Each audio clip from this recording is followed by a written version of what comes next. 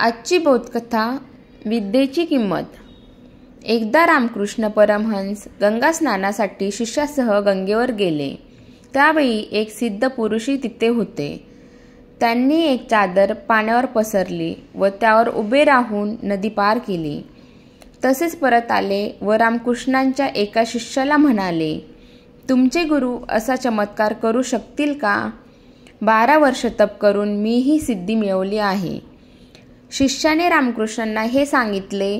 ते म्हणाले, त्यांना सांग, तुझा हा चमत्कार 2 आणे किमतीचा आहे. शिष्याने हा निरोप सिद्ध पुरुषाला सांगितला. तो भलताच भडकला, म्हणाला, पुन्हा असे म्हणालात तर तुमचे भस्म करून टाकेन. रामकृष्णाने पुन्हा तसेच म्हटलं. तेव्हा प्रत्यक्ष त्यांना सिद्ध पुरुषांनी त्याचा अर्थ विचारला. रामकृष्ण म्हणाले, नावाडी सुद्धा 2 आण्यात पैलतरीला नेतो. त्याचा इतरांना उपयोग होतो, पण तुमची विद्या फक्त तुमच्या पुरतीच आहे.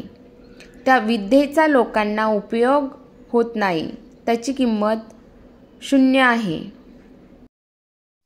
तात्पर्य: माणसाने आपल्या विद्येचा, कर्तृत्वाचा समाजाला उपयोग करून द्यावा.